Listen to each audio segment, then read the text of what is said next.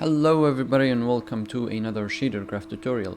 In this one we are going to look at this effect of things getting into place and correct size when you get close to them.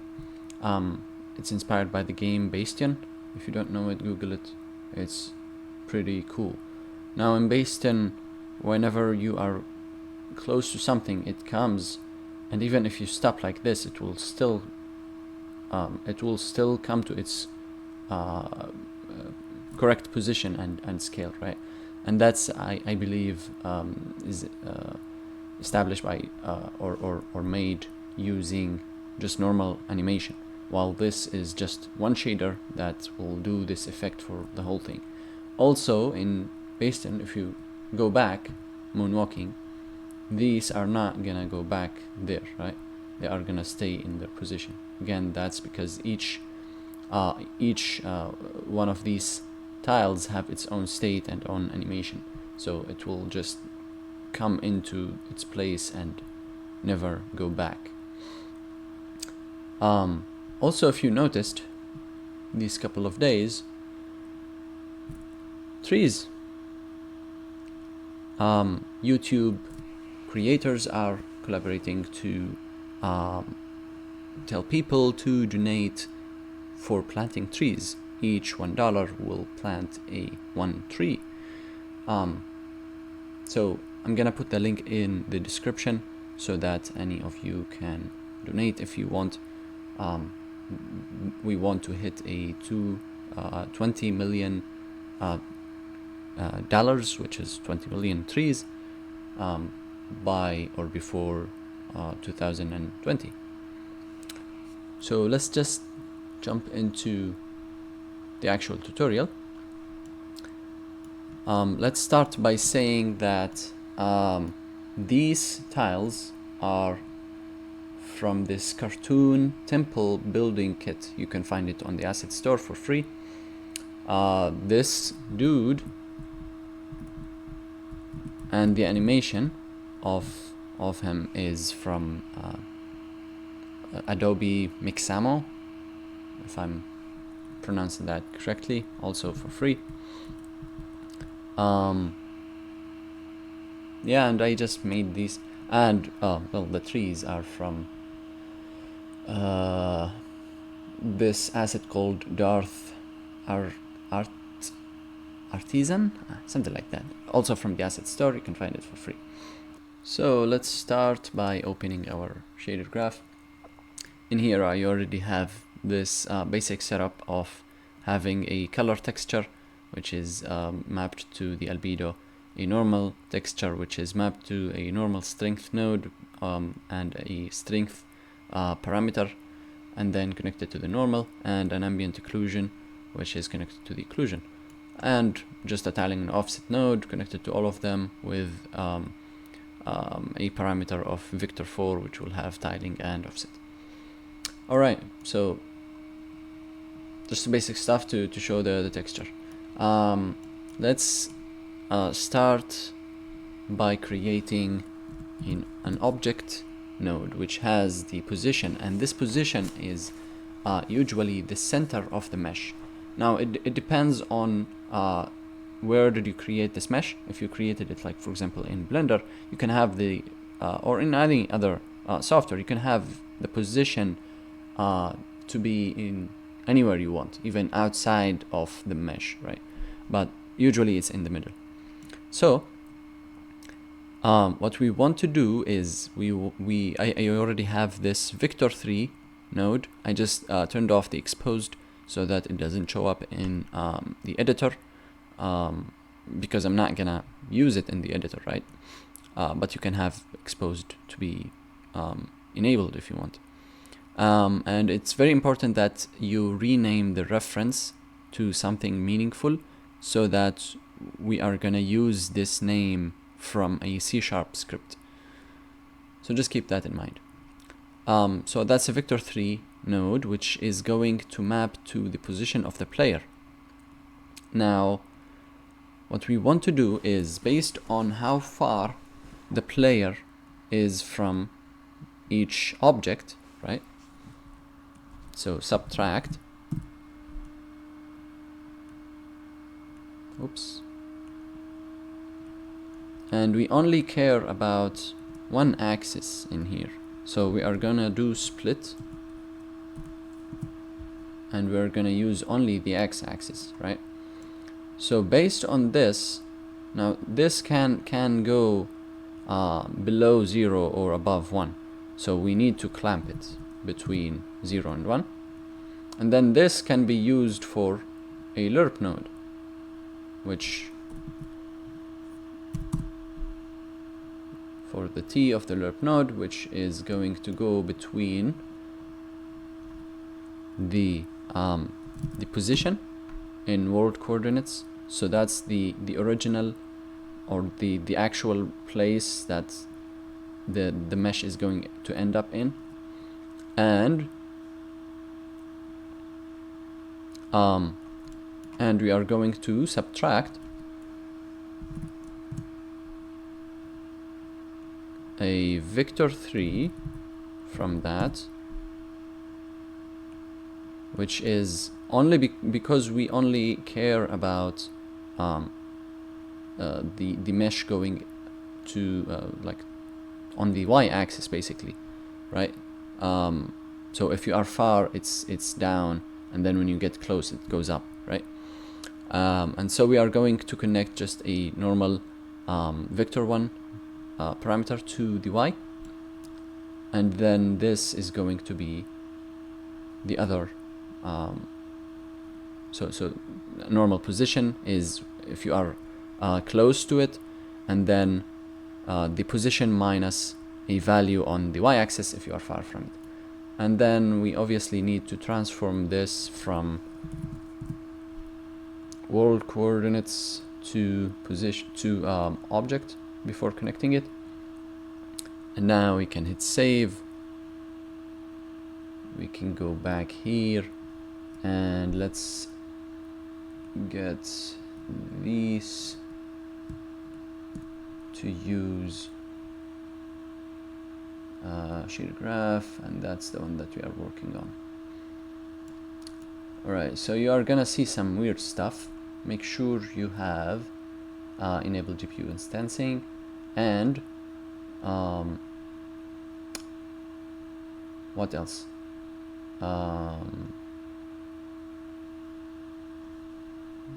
You have to make sure that all of these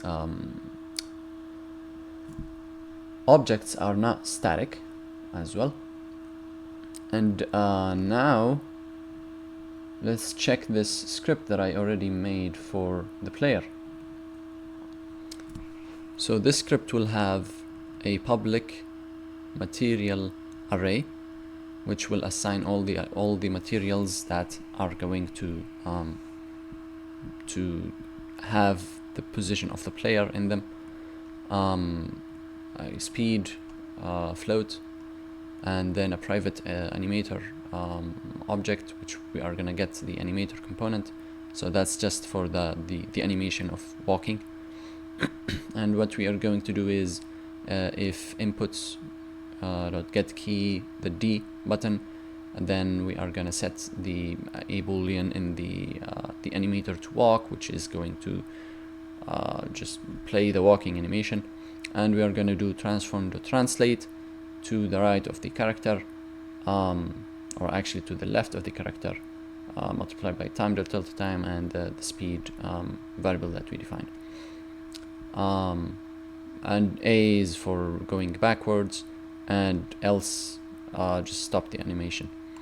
And just for each material in the materials array that we defined, we want to set the vector player position that I showed you in the reference name of that parameter. We are just going to set it to transform.position, right?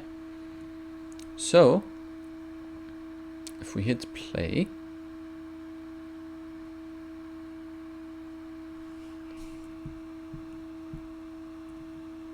you can walk.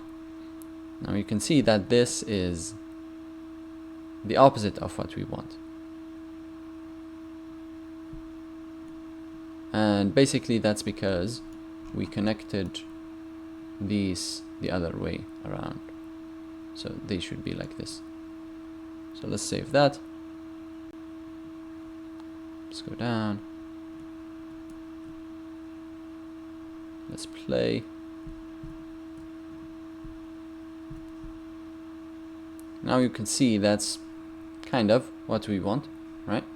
We still need some parameters to define when or what's the range of starting this animation thing.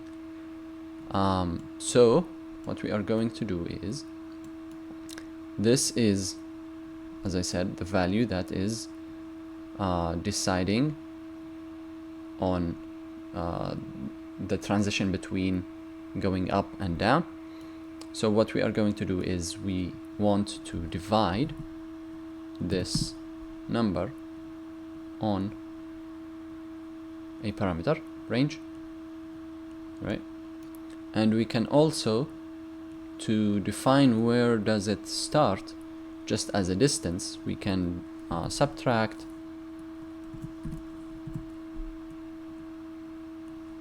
a distance parameter from it and use that instead. Let's see that.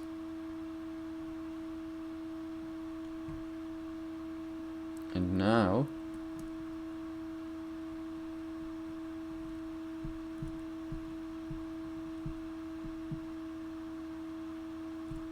you can see some difference, but let's go here and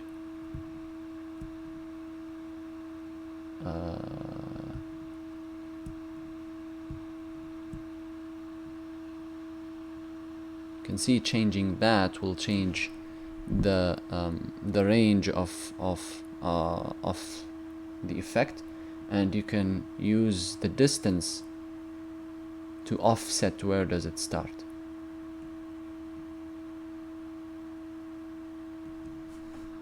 Right, so now going back, it's in front of me.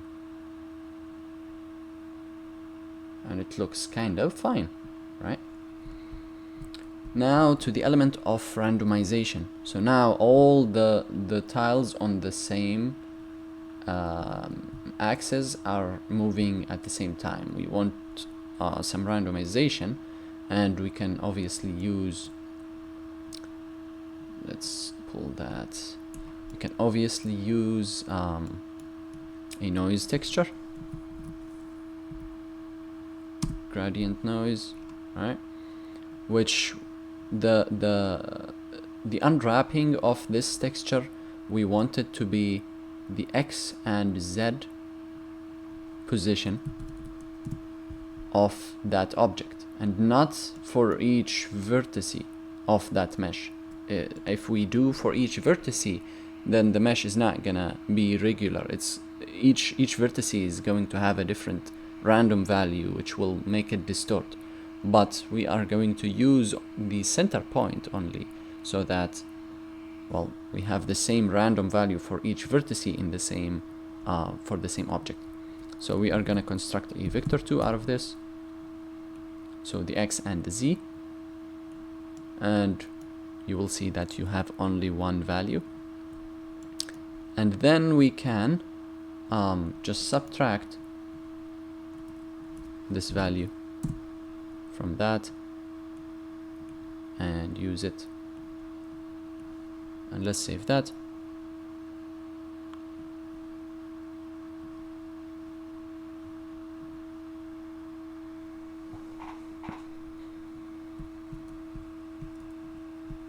And you can see now this randomization, right?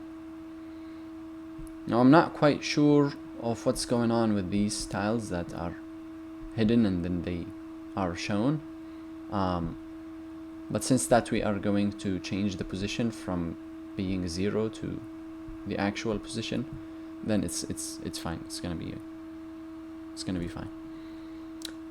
Right, so let's do the position. Well, I'm sorry, the scale of each one. So each one is going to start from a scale 0, but in shaders you cannot scale something normally. You have to move each vertex, and to scale a mesh you can just move each vertex to the original to the origin of. So you can move each vertex to the center point, which is again this, right? So let's duplicate this, and basically if you subtract the position of the object from the position of each vertex, then you will have a vector which is pointing from that vertex towards the center of the object. Oh, that's the center of the object. So then all what you need to do is subtract again the position from that vector, and you will end up with this, right? Which is all the vertices are in the same point, which is the center point. So then this node is going to be the object scaled down to 0, and we already have these here, which this node is giving me the mesh with the height, and we can basically instead of using this for this node, we can just use this one, right? So scale it down, and then subtract the Y position, and then it will go here. So let's save that and check if that works.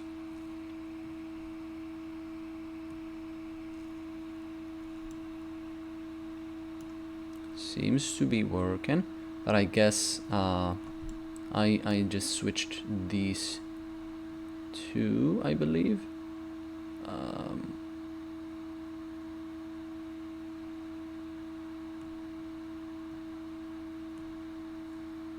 Save that.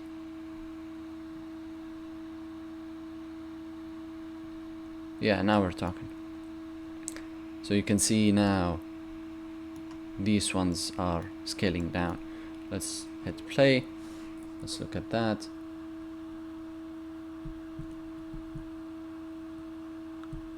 And you can see how everything is coming up together, right, like that.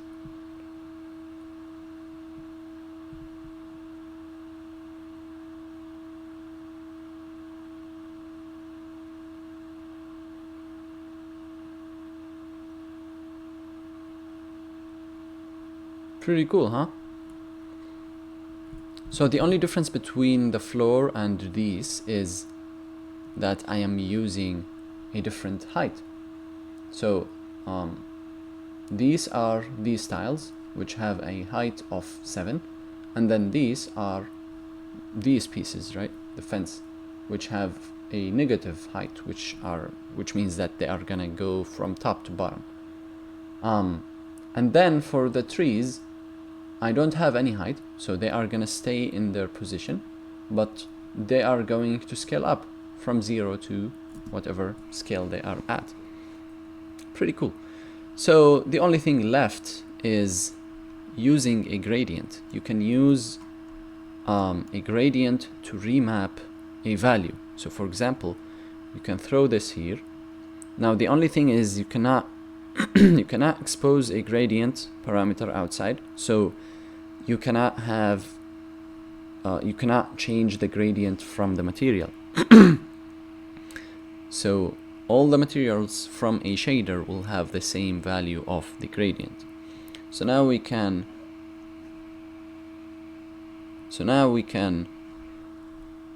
connect this to this sample gradient, and the time is going to be our value of distance, right? So we are going to use that instead.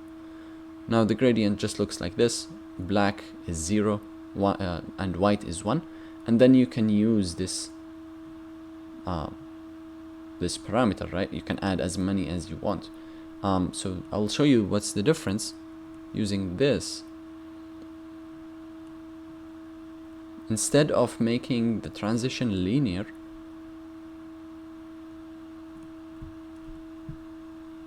it will look more like this. You can see they are pretty fast.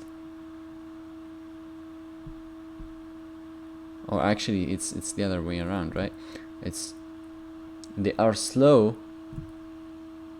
and then they come in fast. Now I want the other way around. So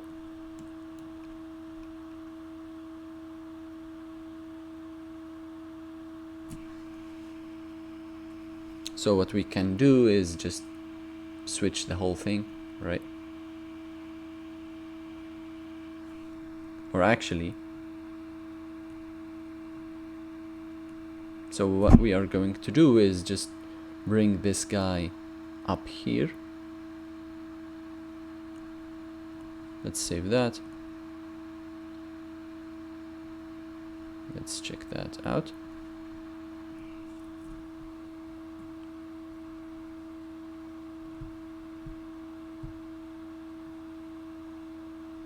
Now you can see they are coming a little bit fast and then they slow down. Basically based on whatever you do in that gradient, it's going to be like a curve, right?